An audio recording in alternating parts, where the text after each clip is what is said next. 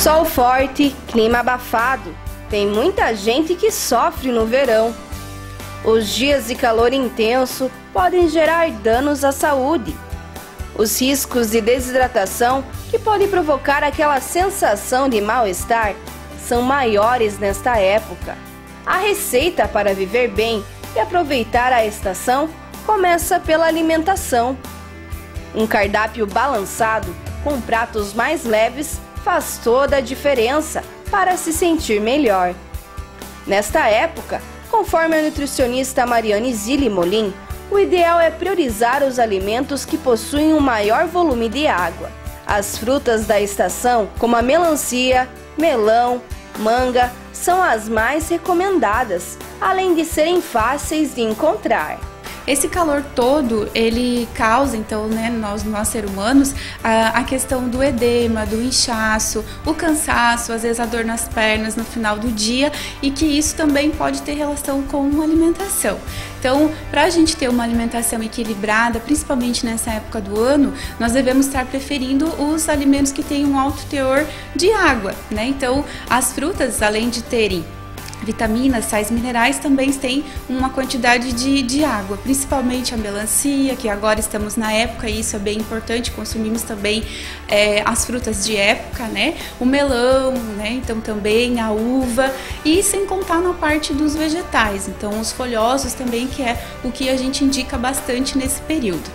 As refeições com alimentos mais pesados, como massas ou aquelas com grande teor de gordura, por exemplo, devem ser evitados no verão.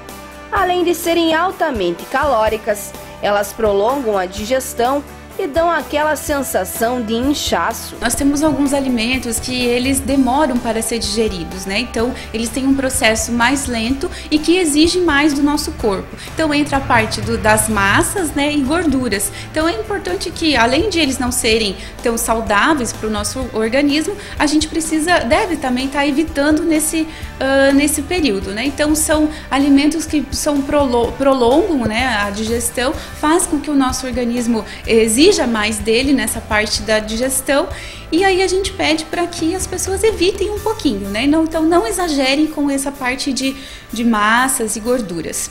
Beba bastante água. No verão, a quantidade de líquido a ser ingerido deve ser maior. Não deixe o seu organismo sentir sede. No entanto, é preciso ficar atento para o tipo de bebida. Alerta nutricionista.